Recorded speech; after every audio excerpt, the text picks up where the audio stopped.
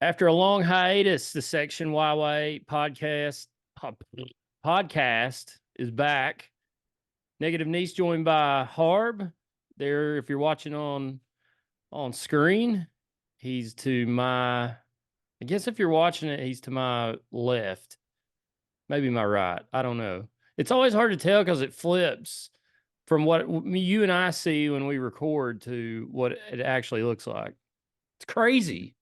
The good thing is there's only two options, so you're either right or wrong. True. It's a 50-50 chance here. So all right, Harbin. So we haven't recorded in several weeks. You've been busy, I've been busy, a lot going on. It's summertime, not officially yet, but in my book it's summertime. When school's out, it's summertime. So there has been a lot happen since we recorded last. Tennessee baseball won the SEC regular season title. They went to Hoover, won the SEC tournament, double champs, kind of like what we wanted in basketball, but we got that. And now we're in the NCAA tournament. But I kind of wanted to start the show with other things besides Tennessee. Right? And we got plenty of time to talk about the Vols. But what have you been doing, Harb, since we were on here last? Uh, been working, chilling, but mostly I've been playing a lot of golf, man. I actually got to go on back-to-back golf trips. That wasn't planned, but it happened. My first one was to Myrtle Beach. There's a lot of good golf courses in Myrtle Beach. If you're a golfer and you haven't been there, you need to. Um, And then I was home for a day and I turned around and took my favorite vacation of the year, which is the Straw Plains Open Invitational. Yes, it's a great event. Absolutely. Great field this year, as always. A lot of tough competitors. Um, Shout out Andrew Taylor, friend of the show. Don't know if he's a listener, but he's definitely a friend of the show. He brought home the individual title this year. And my team, the better Team Bell A, I shall call it, we took home the team prize. So Is that back to back years? I'm gonna be honest. Of the years that I've went when we've done the 4-man team format, I think I've only not won team 1 year. You're the key. I'm a glue guy. Yeah, I'm a glue guy. That's what I I need am. to get on your team next year. Well, the funny thing is, the 1 year we were teammates, we did not win. Well, that is true. I forgot about that. My team has won it one time. It was not the last time we went to Crossville, but I think the time before that, possibly. I can't remember. They all run together at this point. This was our 15th trip. Um, there's only a select few of us that have been on all of them. Me, Chad Grubb, Ryan Burkhart. I believe Andrew Taylor's been on all of them. Um, Catlin Burkhart has been on all of them, and I think that's it. I think we're the only ones left standing that have been on every trip. There's been a lot. Several of us have been on most of them, but there's a couple that they missed. But yeah, that little group there has been on 15 now. It's kind of wild that we've been going on that for that many years, but it's a fun week. I absolutely sucked on this year's trip, which was very disappointing because I'd been playing some of my best golf leading up to this week. I've lowered my average round score by half a stroke this year from last year and been hitting the ball well and out the window, Harbin. Just totally out the window. You were my cheerleader there on Friday. We had some Caitlin Jenners that kept the mood up, and we had a good time Friday afternoon at where was that? Hampton Cove. Yeah. Extremely tough golf course. Extremely tough, might be putting it mildly. Very tough. Well, extremely is better, more difficult than very. But I mean that 18th hole was, it didn't look hard, but it's got water running all the way up to the hole. Matt Gorman hit his best tee shot of the day in our second 18 there, and I mean flushed a 3-wood. He's posing. We get up there in the water. Unbelievable. Yeah, it But a was tough. good golf course though. We played some good golf courses. Had to battle the weather Saturday and Sunday. That wasn't very fun, but we got to play 36 holes. We usually play 36 on Saturday, but only got to play 18 because of weather, and then 18 on Sunday. But had fun nonetheless. Looking forward to next year. I think we're going to be heading to Dirty Myrtle next year, Harbin. Hell yeah, I'm in I'm for it. pumped. I'm pumped. We hadn't And been in years, so you haven't been to Myrtle since I've been going, and believe it or not, this was my 7th trip. that's crazy. I didn't realize you'd been on that many. Yeah, We went to Myrtle Beach I think it was the third and the fourth trip, and we haven't been back because nobody wanted to play golf on Sunday and drive home on Sunday. So we're going to work it out next year where we don't do that. So if you're listening and you go on this trip, plan accordingly. We're not playing on Sunday. We're traveling. Sunday's a travel day for this group now. So, fair enough. but it was fun. How was your game? I only played with you on Friday. You were hitting the ball pretty well. How was your game on both of those trips? It was fine. I would grade myself probably a B or B minus. Um, I had one really good day on each trip, and I had a terrible day in Myrtle, and I had a couple not so great days on the Straw Plains trip. But overall, I give it like a B minus. We grinded, but hey, that's one thing. Always gonna grind. You got to grind. That's what I kept telling Hayes. Hayes and I were struggling on Thursday. We found it though. We figured it out. And I just looked at him. We were in the car together, and I said, "Hayes, buddy, we just got to grind on each other here. We just got to grind this thing out." And we did. You know, we figured it out a little bit. I pulled a 1 point that day. So anyway, it was a fun trip. Looking forward to it next year. I mean, we went a little early this year, so it's going to be kind of weird in later this month or July when we're not heading out somewhere. But the weather was, besides the rain, was much more. It was much better. Let's just put it that way. I would rather play golf in that than 95 degrees. But let's see. Oh yeah, I wanted to give a shout out real quick before we moved on, before we got too deep into Tennessee baseball. Shout out to the Lady Hornets. They went to the state tournament. They got hot in May and won the district. They won the region. No, what? They won the What? district, What? the region. What? They beat Gibbs. What? They won the state sectional. What? They went to the state finals, What? and then they lost to Gibbs. But a great season overall. It's the greatest season. I mean, technically speaking, it's the greatest team sports season in Carter High School history. So, Yes. hats off to the ladies. Um, Incredible season. You made everybody from Strawberry Plains very proud. It absolutely was. For those that listen to this that don't know the history of Carter High School athletics, a lot of good players have come out of that school.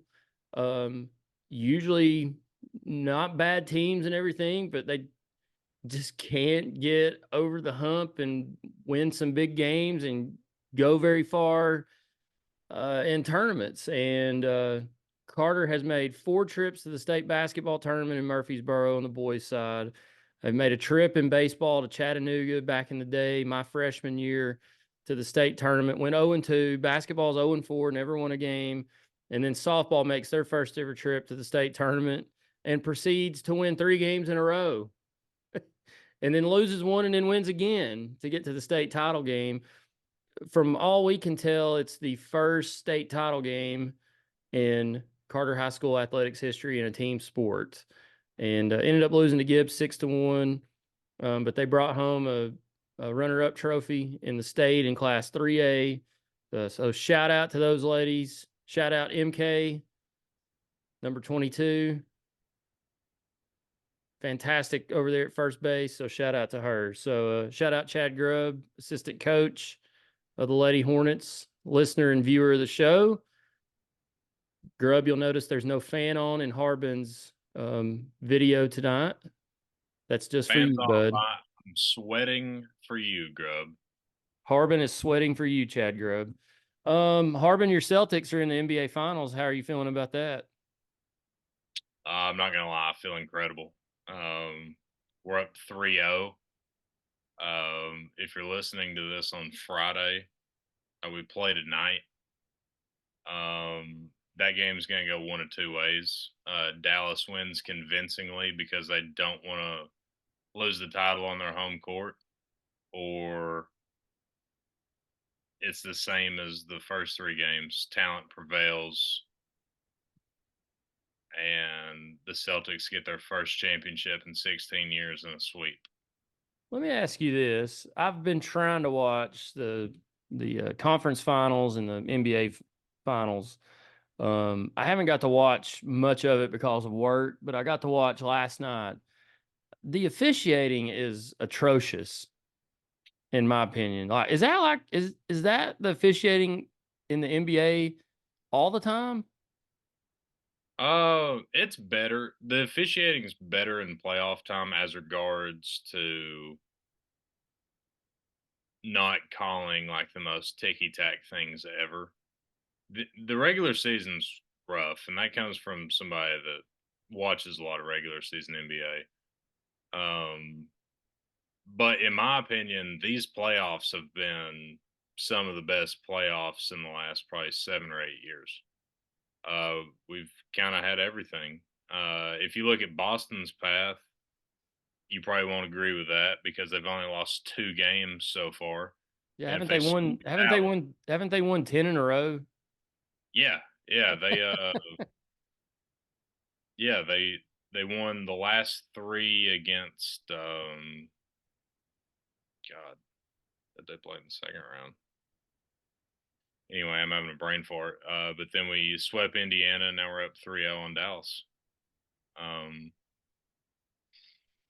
it's just kind of weird seeing people hate on Boston and being like, "Oh, their path is easy." No Jimmy Butler, Halliburton got hurt, blah blah blah. Brother, they've been the best team in the league since November. And how dare the best team all year cruise to the championship? Like, God forbid, like they were fortunate enough to only have one guy go down to injury, and they stayed healthy enough to put some of their best players out there and actually be the best team in the NBA. It's just a fact. If they do sweep Dallas, it will go down as one of the most dominant playoff runs of all time. You've got the faux with Moses Malone, but the most modern one is the 01 Lakers that only lost one game, and it was Allen Iverson. They Thanks, beat so. the six Yes. and five. Uh, Besides that, it'd be the best one. So obviously opinions get thrown in there, but two losses in the playoffs in the NBA is kind of unheard of, especially today because the talent pool is more spread out than it used to be. Um, I don't know. I just know I'm going to be an extremely happy individual if we're not the first team ever to blow a 3-0 lead. So, not guaranteeing anything. Job's not finished, but we're looking pretty good. I think you'll be. I watched the game last night. I think you'll be fine because I do. looks like to me all the Mavericks have is Luka Doncic. So Oh no. I mean, they got Kyrie and No, they've got Kyrie, and they both run the pick and roll very well, and they've got three elite lob threats and Derek Lively, Daniel Gafford, and Derek Jones Jr. Um, But the difference is we're way better on the defensive side of the floor and we're way deeper. They've really only got like 6 or 7 guys that actually play. We can run 10 or 11 out there. But I give Gotcha. credit to Dallas, but this is Boston's year. They're the best team in the NBA. So, it's kind of wild. My buddy Walker, he always says, "Oh, you don't want to be a one seed because a lot of one seeds don't win." I'm like, well, this is a case of they are clearly showing they are the one seed. Which takes me to my next topic, Tennessee baseball. They are also the one seed, and they are into the College World Series for the third time in 4 years. They've I would say I kind of want to say they've cruised, but they had a little hiccup last Saturday, which we'll get to. But other than that hiccup, they've pretty much cruised throughout the NCAA tournament.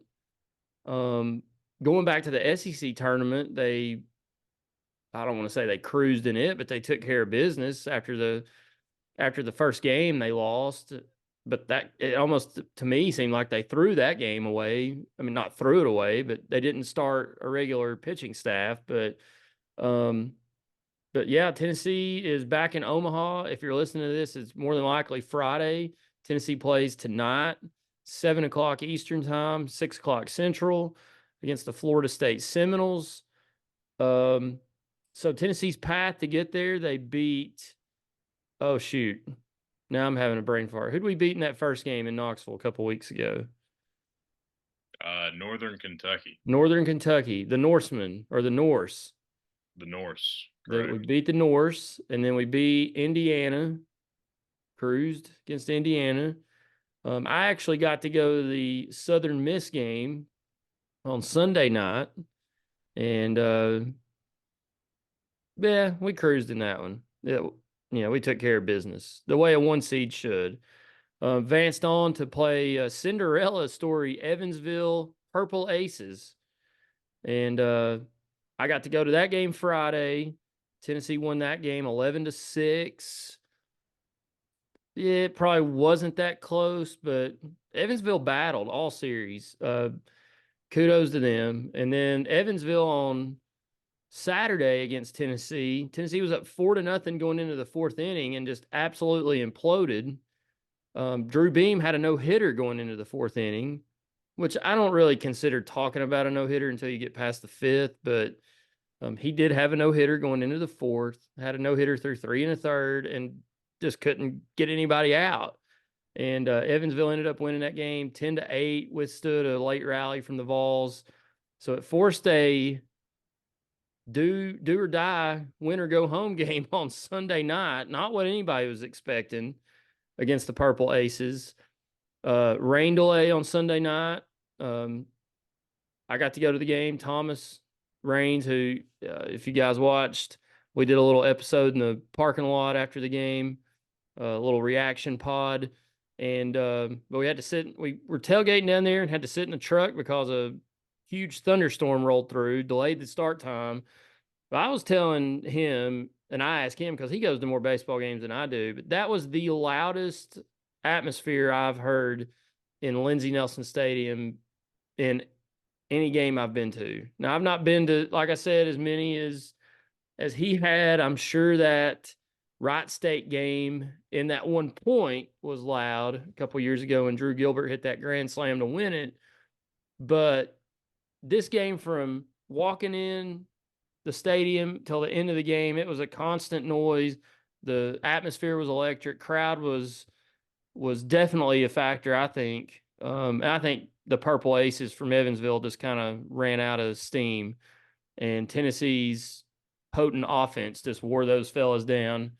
Um, but it was fun. Finally got to see. I've seen Tennessee win an SEC title in baseball.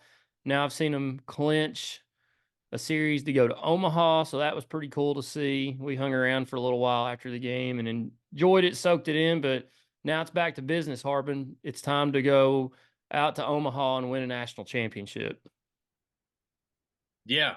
And before we get into that, I do want to give Evansville all the credit in the world. Um, their lineup was extremely hot. It was hot in regionals. We didn't even talk about the fact that they had to beat Eastern Carolina back to back nights Yeah. just to even get there. And I watched the majority of that second game, and it was electric. Um, and then they came here, and even in the first game when we won, their bats were still hot. They still put up, what was it, 6 runs? You said it was Yeah. 11, right? 11-6. Yeah, and then in the second game, Drew Beam was lights out the first time through, or the first lineup rotation through, and then I'd never seen anything like it.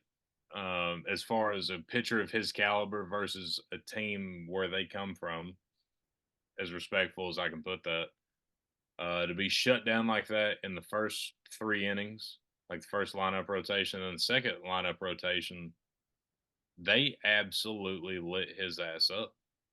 I mean, they got extremely hot. And with all that being said, we were down what 10-5 it was. Mm-hmm. Um, and we just and defensive errors and poor hitting and obviously pitching mistakes. And with all that being said, we were still one swing of the bat away from winning that ball game or taking the lead. With your best player at the plate. Yeah, with the SEC Triple Crown winner at the plate. Now, obviously, you can't blame that on him. You know, and I'm in no part am I doing that. But with all things considered, as good as Evansville played, we still had one swing to take the lead. Um, and I will say, as a fan base, I think most of us, or 99% of us, I should say, overreacted to game two. Because a good amount of us were nervous going into game three just because of the Tennessee thing. You know, it'd be the most Tennessee thing ever to lose as the overall 1 seed to a team like damn Evansville, blah, blah, blah. And then we just went out in game three and absolutely dog walked them. Like, just talent disparity was at a premium. Uh, all aspects of the game we played well. They kind of laid down a little bit. We did what we needed to do. But like you said now, um, it's not just a goal to get to Omaha anymore. It's a goal to compete for a national championship and ultimately win one. Um, and I'm sure you want to. I'm sure you were going to bring it up at some point, but Tony Vitello's rant after Game 3 against Evansville is one of the best things I've ever heard a college coach say. I mean, it was incredible. Do you think it was directed at me? Because I was very critical of the Vols Saturday night, and rightfully so. They didn't play well Saturday. Right. And I was frustrated because that's not how number one seed should play against a team with a Ville in their name. But they bounced back and in a big way on Sunday night. But do you think you could tell he was agitated because, and it all stemmed from one question. If you haven't seen it, go look it up. I'm sure if you're listening to this, you've seen his rant after the game Sunday night by now, but go look it up. But he went into this 6 or 7 minute long spiel of what defines success, and he gave shout outs to the Evansville players. He gave shout outs to Jared Dickey and some former players on the lineup. And basically the question that was asked of Blake Burke was, if you lose tomorrow night on Sunday, would the season be considered a success? Now, I felt like that was a legitimate question. Maybe not to Blake Burke, maybe more to Tony Vitello. I did find out through some sources and some other accounts that reporter was not from Knoxville, was an out of town reporter, and was not there on Sunday night. So Vitello, if he was ranting to somebody, they weren't there, but I'm sure they heard it. But I felt like he was talking to me, but I hope in some small way, Harbin, I've motivated the Volunteers and pissed them off on Saturday night. Because I think my favorite 12, I went back and looked. I was like, is there a contest at the University of Tennessee to see who can choke in a more epic fashion? I mean, I think there might be, but of course, Tennessee baseball ended up winning in a pretty big way Sunday night, so can't really say that of them. But I just was sitting there Saturday night thinking about the loss to Notre Dame in 2022. Um, thinking That about that's one thing. That's one thing I want to talk about. All ESPN did when we played was talk about 2022. Like, yeah, we got it the first 37 damn times. Who yeah, and cares? they showed it all weekend. Is Notre Dame playing right now? No. Why are you talking about Notre Dame? And that was 2 years ago. It's not even like it was last year. Yeah, Last year, we didn't have a great year. We're still good, but we didn't have a great year. We go to Clemson in the regional, win that when we had no business doing it, beat Southern Miss in that ultimate shit show of a super regional, and we go and win a game in Omaha. And not once did that get spoke on. They just wanted to show Drew Gilbert getting thrown out and us losing to Notre Dame when they wore those god awful uniforms. it's all about Stupid. story. It's all about storylines, Harbin. Dude, that was 2 years ago. I know. If I it was know. I if it agree was with you. I would be totally cool with it. But they brought it up literally once an inning in all three games. It I, was ridiculous. I went back and watched it earlier this week, and I noticed that they kept bringing it up. Like on the Sunday game, they kept bringing it up. Now, as the game waned on, they kind of stopped talking about it because it was a mute point. But yeah, I was sitting there Saturday night thinking about that game, thinking about, in basketball, the Loyola Marymount game with Sister Jean, thinking about the Michigan loss, all the other basketball losses, not even just during Rick Barnes' time, but going back the Texas game in 2000 under Jerry Green, some of the Bruce Pearl games, we just couldn't get over the hump, and then in football, the South Carolina game a couple years ago, um, the South Carolina game in 2016 under Butch Jones. I mean, it's all the Florida games through the years. I mean, it's all flooded back to me, Harbin. And I guess it just my emotions got the better of me. But I'm don't get me wrong, I was pumped up going into that game Sunday night. I'd forgotten about all that. I was focused on winning, and that's what we did. I didn't have nothing to do with it, but um, I'm glad Tennessee responded. That's what I want to see. Respond to adversity. And this university hasn't done that a lot over the years. We're getting better at it. We're winning a lot right now. But they responded in a big way Saturday night or Sunday night. So we're in Omaha now, Harbin, and we got the Seminoles on Friday. So if you're listening to this, probably today. This is not going to be. This is 1 versus 8. They're that number 8 national seed overall. These boys can flat out hit the baseball. They're top 10 nationally in pretty much every offensive category. Tennessee is as well. Um, so Tennessee's got a tough test right out of the gate in Omaha, but I think you could pretty much say any team you play this time of year is going to be a tough test. But what are you thinking about Tennessee's first game tomorrow? Any thoughts on it? I mean, you're getting to the point in the season, which we were to this point last weekend. Everybody that's still playing is legit. Like they deserve to be there. And we've got our hands full with Florida State.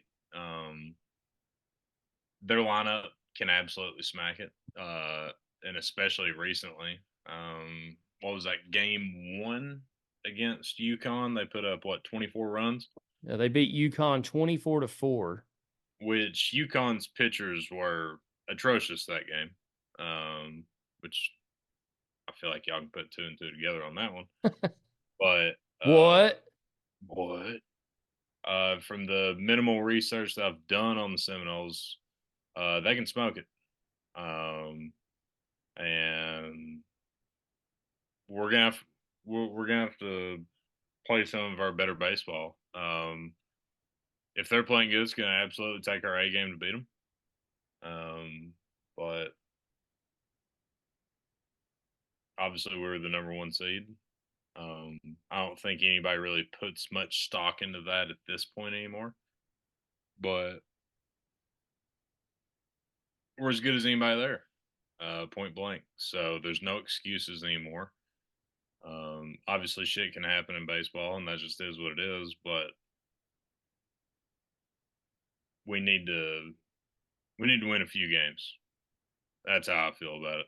Yeah, we went out there in 2021, went 0-2. Last year we were there, won one game to advance on, ended up losing to LSU. But yeah, Tennessee needs to go deeper this year. I'm not saying they need to win the national title, but this is probably just looking at the field. And in it's a very tough field. Four ACC teams, four SEC teams. Tennessee's on the ACC side of the bracket with North Carolina, Virginia, and Florida State. But this seems to me, out of all the times Tennessee's been there, and I don't remember much about 95 and 01, but this seems to me to be the best chance Tennessee has to win a national title in Omaha since they've been going. And it starts Friday against Florida State. Tennessee's probably going to start, from what I've read, their typical Friday starter, Chris Stamos, however you say it.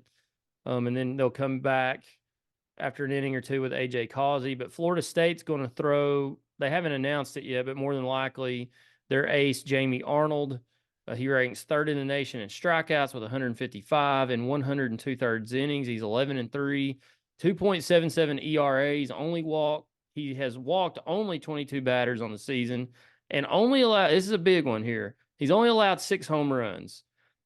If you've watched Tennessee baseball this year, they hit a lot of home runs. Now, this is not going to be in Lindsey Nelson Stadium. This is in Omaha at Charles Schwab Field. It's a little bit bigger. Um, Tennessee doesn't have to hit home runs to win games there. They can hit it in the gap. We've said this a lot this year. This team has won in multiple ways. Against South Carolina earlier in the year, they strung together like 4 or 5 straight singles to score 4 runs.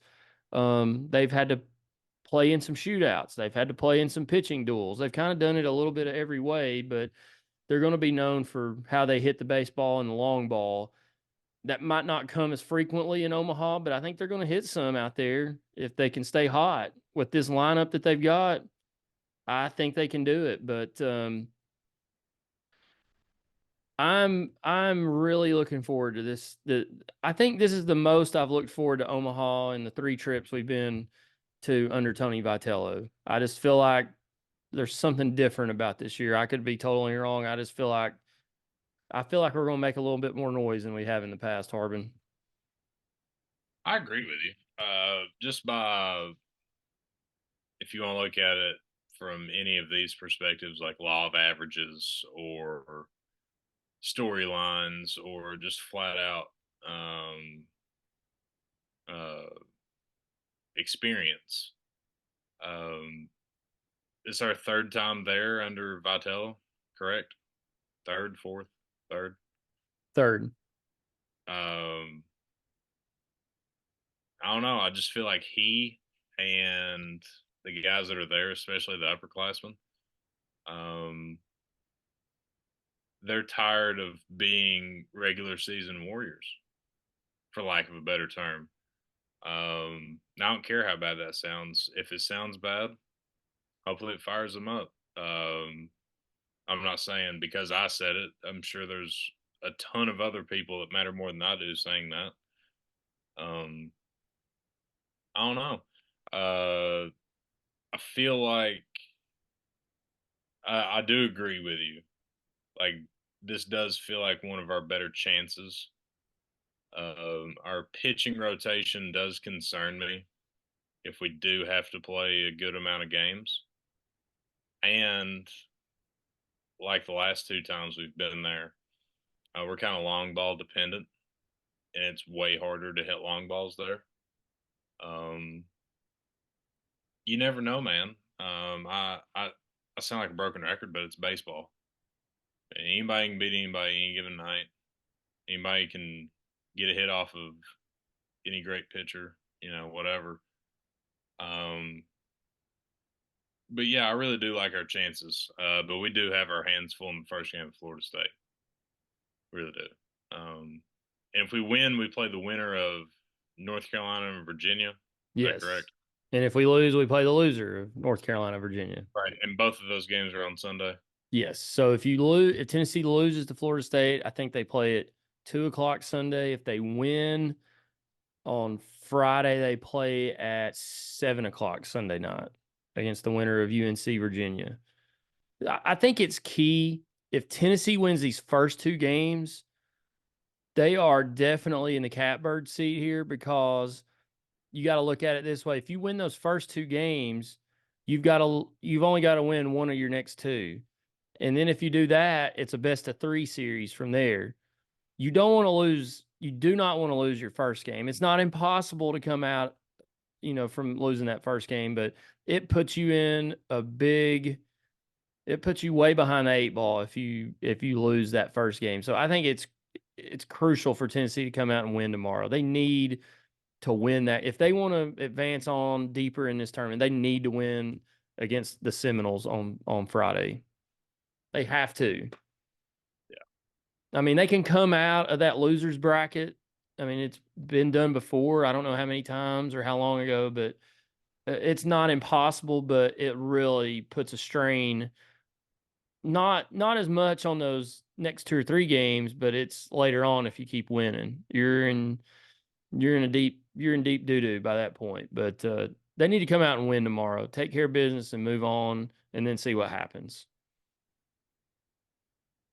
Right. All right. Well, Harbin and I are going to take a pee break. And when we come back, we'll finish up talking about Tennessee baseball. And then we'll talk a little football, Harbin. We got some kickoff times for this fall. How about it? And then also the haters and losers of the week. Ooh. It's always a fun one. Who could it be? Never know.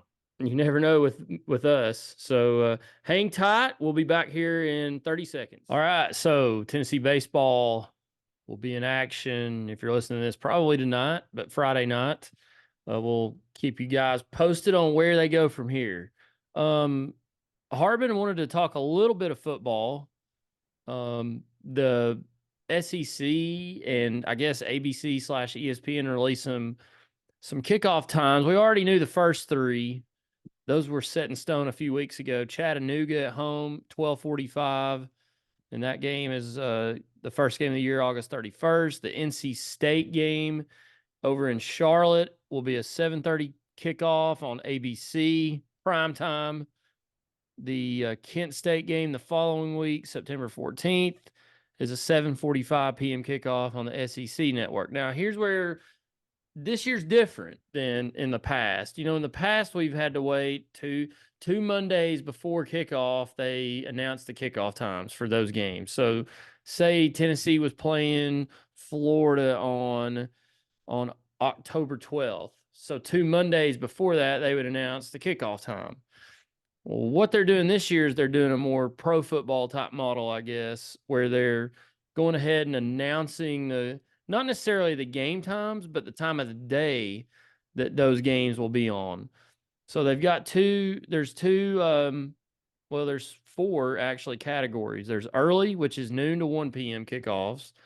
There's afternoon, which is 3:30 to 4:30 p.m. kickoffs. There's night, which is 6 o'clock to 8 o'clock kickoffs. And then there's this one called flex, which can either be 3:30 to 4:30 kickoffs or 6 o'clock to 8 o'clock p.m. kickoffs. That's their TV windows. So out of all these games, the flex games are Oklahoma, Arkansas, Florida, and Alabama. So that means those four games will be at least at 3:30. No earlier than that. Could be night games, could be afternoon games. Georgia's also a flex game. The only early game that's on here is Vanderbilt. Last game of the season in Nashville. That's the old Jefferson. That's like it's going to be on the old Jefferson Pilot game of the week. UTEP is set in stone at 1 o'clock. That's ESPN Plus. And then we've got two night games, Kentucky and Mississippi State. Last time we played Kentucky at night, it was not fun for the Wildcats here in Neyland Stadium. But what do you think about that? It's actually kind of refreshing, but I am going to miss around 12 o'clock on those Mondays, waiting for that TV between 12 and 1 o'clock. They would always release those TV times. So I am kind of going to miss, and they still may do it on those days. I don't know, but I am going to miss that a little bit. But it's nice knowing ahead of time. You can kind of plan a little bit better. You know it's going to be a night game, or you know it's going to be 3:30 or later from here on out. What do you think about it? I don't know. Or do you I, care?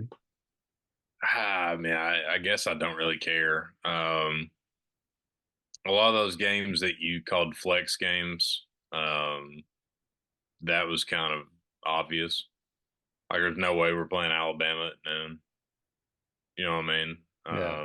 So we're either playing them at 3:30 or 7, which is absolutely normal for as long as I can remember. Um, I don't care. I think I would semi prefer to just find out the week of. That way we could get mad about it or be excited about it the week of. I think it adds a little bit to the anticipation of the game. Um, but most of those um, are kind of most of those are kind of self-explanatory. Kind of surprised that Mississippi State's gonna be a night game. That's interesting. I'm here for it. That's cool. Um, Kentucky recently has pretty much always been night games. It feels like. Um, I don't know. What's the is the prime time ESPN game going to be the night game because CBS has the 3:30 slot? Is that how that's going to work? Well, the 3:30 slot is now on ABC, I guess. It's not CBS anymore. Well, yeah. So, Yeah, so that's what I yeah, meant. I'm guessing that night slot might be, I guess, a rotation between because I don't know what the Big Ten's TV looks like this year. So it may be that ABC game. I don't know. But between ESPN and ABC, they'll have the Big Ten, the SEC, and the ACC to choose from. I don't think it's much of a choice unless Ohio State's playing somebody big that week. But yeah, I'm assuming it's either ABC, ESPN. It's got that night game. Maybe ABC. I don't know. That might be the Herb Street Fowler game every night or every weekend. Yeah, could be. That Mississippi State games at night. We've played them at night. I think in '08, I was still in school. We played them. I remember Eric Berry had a couple interceptions that game.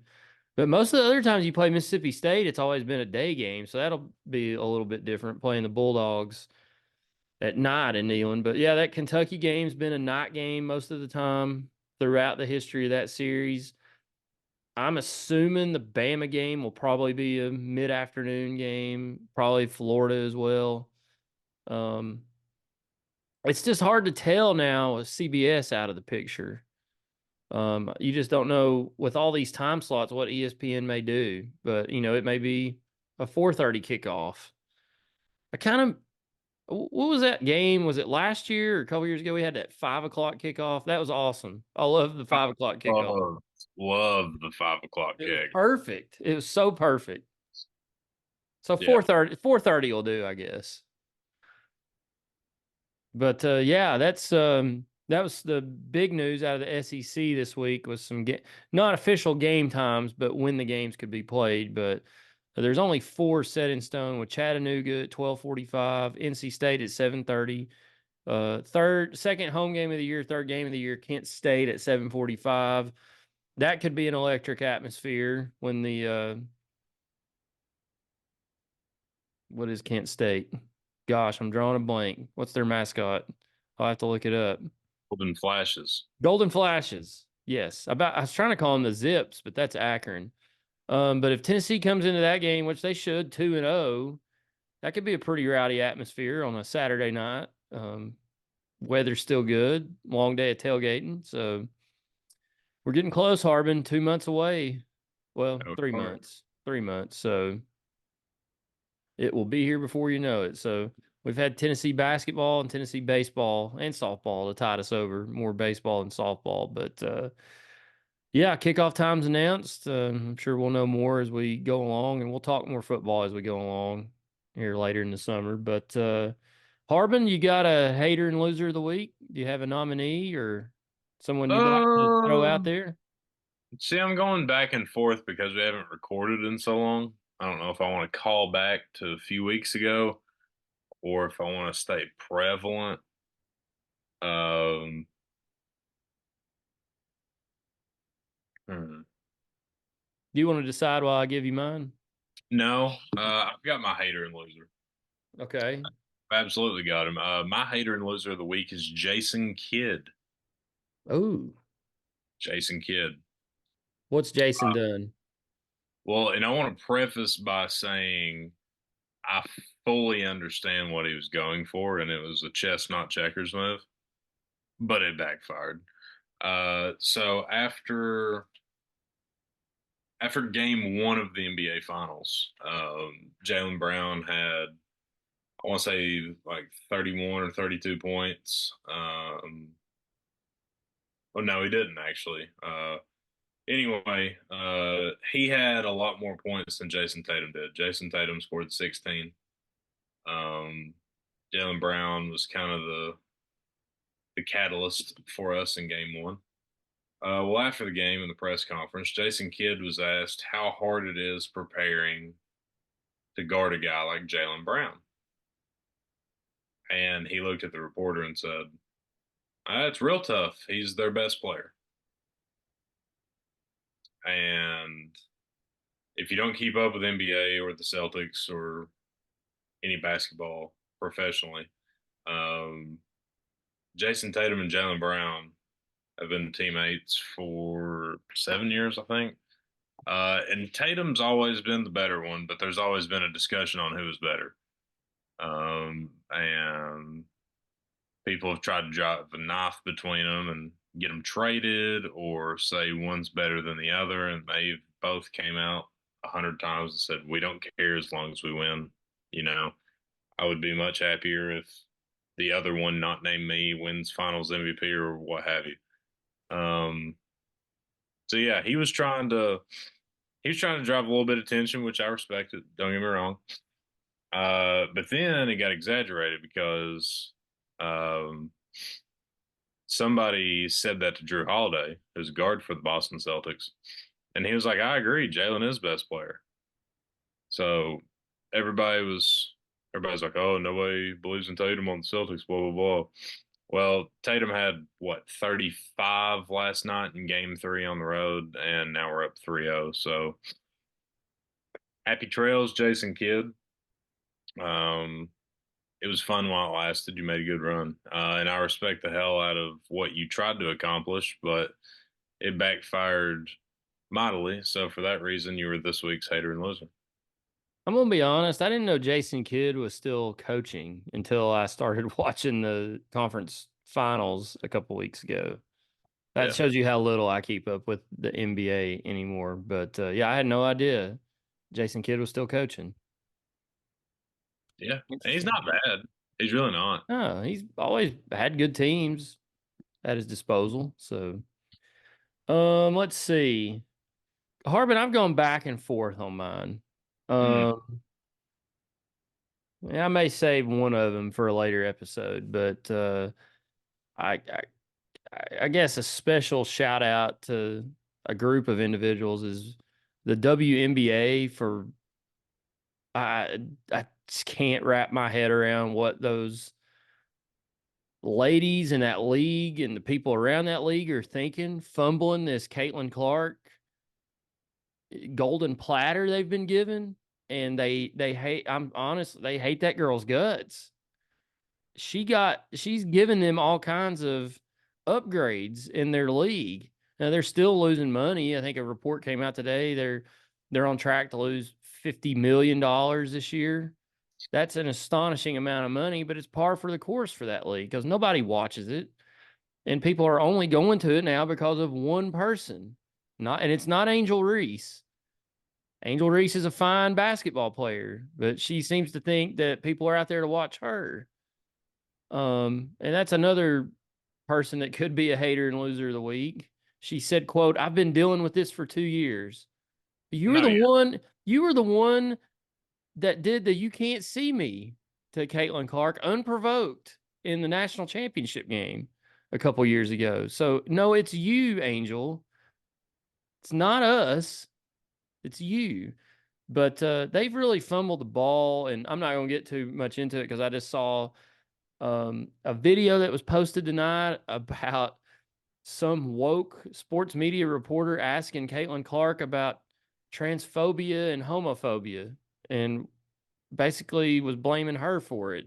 I don't understand the hate and the vitriol toward her. She's done so much for the game in such a short amount of time for the women's game, both in college and professional. And those her fellow competitors, for the majority of them, I don't want to say all of them, they hate her. They absolutely hate her. And it's evident by the way she's treated on the court. And her teammates aren't necessarily standing up for her either, which has kind of been mind blowing. But anyways, I digress. We'll talk about that some other time when we've got more time. But my hater and loser of the week is a listener of the show, Harbin. Whoa, whoa, curveball. Whoa. But I call him out in nothing but love, but he is a hater, more of a hater than a loser. I don't want to call him a loser, but he is a hater, is Joey Cox. Joey called me out several times over the past several weeks for attending sporting events, saying I was the reason that said teams I'm following lose. Mm, He said I was the reason the Lady Hornets lost in Murfreesboro, but he left out the fact that I was at the district tournament championship game. I was at the region semifinal game. I was at the what? region championship game, What? the state sectional game, What? and they won all of them. So where was the curse then, Joey?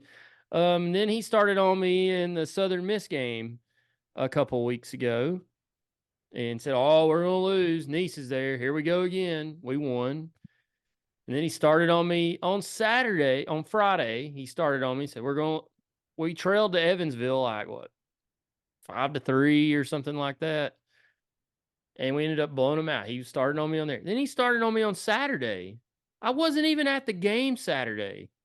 How is it my fault that we lost Saturday? I wasn't even in the same area code, Joey. I Hmm. was in, I was in, I was in BFE Cott County.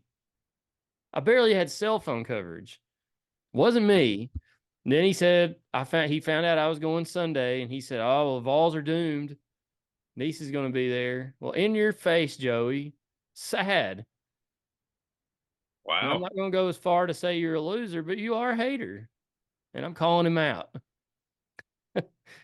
Niece, can I give you some advice in Sure, what's regard that? to Toby Cox? Um, Lions do not concern themselves with opinions of sheep. Oh, that's a good point. Yeah. That is Jo- an excellent point. I'll remember that. Joey's a lot like a gnat in your ear. Like it's annoying and you want it to go away, but you deep down in your core know that it can't do much of any harm to you. He's like a dog pecker gnat. You know those when we're up at the farm, we're constantly having to do this because they're flying around. He's one of them. That's right. And fun fact, he doesn't type in cursive, he only speaks in cursive. Fun fact. I did not know that, but it all makes sense now. Fun fact.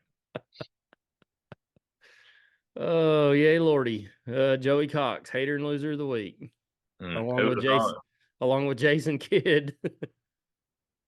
They're But pretty that, much in the same boat. yeah, they're same top person, right? You said it. Whoa, whoa. Whoa.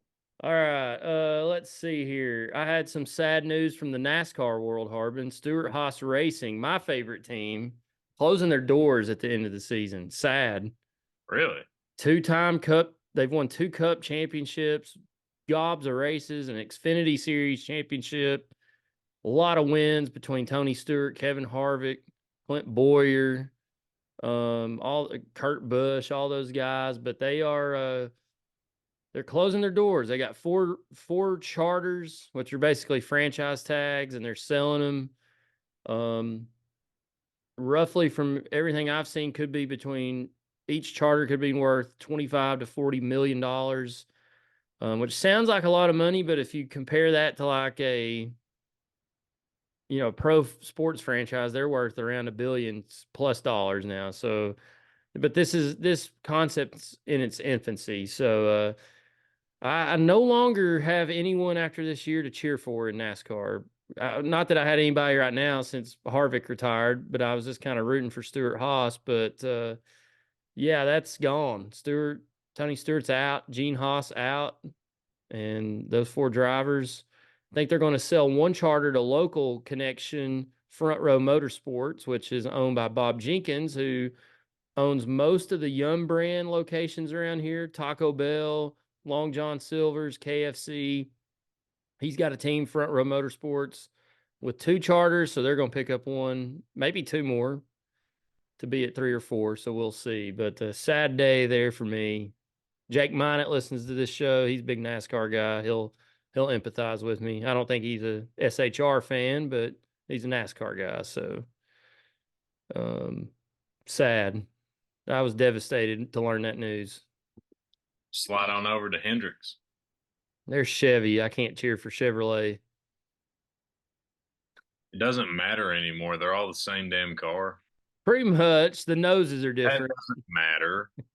They just The put different. stickers are The different. stickers are different. Yeah. Stickers are different. That's The all. engines they got a little bit different tweaks in the engines, but yeah, you're right. Everything looks the same. It's pretty much an IROC car. Um, so Harbin, I text you, so you are the only one that knows this, but we will have and the person that's going to come on here, but we do have a guest lined up here for later this summer. So we're going to be dropping some cryptic hints on who this person may be. So I'll give you two today. Hmm. Hmm. So first, they're a former Tennessee basketball player. So that doesn't really narrow it down, does it? Just That narrows. narrows it down to basketball. Yeah. So here I'll give you a stat. This former basketball player is one of only four Tennessee basketball Vols to ever total 1,000 career points, 450 career rebounds, and 250 career assists. Who could it be? What is this player's favorite color? Now that I don't know. Well, that would narrow it down out of the four, potentially. It could, but I don't know that player's favorite color. I was just trying to help out the listeners. So think about that. If you're listening, I guess you could go look that up and see who those four players are and start working from there. So if you've got the time to look up a stat like that, who's scored 1,000 points, who's got 450 plus rebounds, who's got 250 plus assists in Tennessee history, there's only four. So if you can figure it out, then you've got a 1 in 4 chance of guessing who it is. So go to work. Try to figure it out. We'll drop some more hints on future episodes. Harbin, you got any closing thoughts before we hit the hay tonight? The U.S. Opens this weekend. Yes. The USGA is going scorched earth after the low scores at LACC last year. Pinehurst is treacherous. We'll see though. I do like seeing the best players in the world struggle. What does get annoying is when one of them hits a very good golf shot and they get screwed for it. So I do think there needs to be a little bit of give and take in that scenario. But also, happy Father's Day. Happy Yes. Happy Father's Day to all the dads out there. Hope you enjoy the day with your kiddos and your girlfriends or wives or what have you. And today was Big Harb's birthday. So happy birthday, Big Harb. Happy Father's Day. Yes. We miss Yes. you. So yeah, happy Father's Day, happy U.S. Open weekend. It's one of my favorite weekends of the year, and That's also right. Oh, and also sorry. my birthday's on Sunday. So Oh, wow. It is on Sunday, isn't it? yeah, so there we go. That's wild. What a day Sunday could turn out to be. U.S. Open, Father's Day, your birthday, Tennessee baseball, Huge. NASCAR. Ah, who cares? Okay. I'll DVR it and watch it on Monday. Fair Hey, enough. real quick before we go, and I'm kind of hesitant to share this because I kind of want to go get one, but I'm afraid they'll sell out. Have you seen these new Nike Tennessee polos that have come out, and kind of an homage to and if you haven't seen these, the 1994 David Cutcliffe polo. I call it David Cutcliffe polo because he's the only one I can find a picture of in this polo. But and I'll try to pull it up here and throw it up on the screen for y'all to see. So Nike has released a polo that kind of mimics a throwback to the 90s. It doesn't look exactly like um like this polo, but it's similar. And I'm trying to find the picture here. I'm sorry. Oh, guess I'm losing it, Hardman. I thought, here it is. So this is the picture if you're watching on YouTube. That's Peyton Manning and David Cutcliffe. Look at that polo. Just fantastic. We were never asked. So now they've come out, and I've been kind of critical of Nike over the last couple of years. They've not been very creative, but this came out today. Oh What do you yeah, think? What do you think? it plays. It plays. It's a white polo with orange sleeves for those No, not watching. I love it. Orange sleeves and an orange collar with checkerboard across I guess right below the breastbone, maybe, Harbin, across the chest. I can't decide. I gotta go look at it in person to decide if I'm gonna buy it or not. It can only be as good as the original if it's as thick as your comforter. Pure 100% cotton. Yeah, It's probably a dry fit, so it's not going to be as good as the original. But God, how I, did those guys back in the day wear those, like on the golf course or at football? They wear them cotton polos out there to play golf in or coach football in. No wonder you could see Philip Fulmer's boob sweat when he was out down in Florida in the swamp.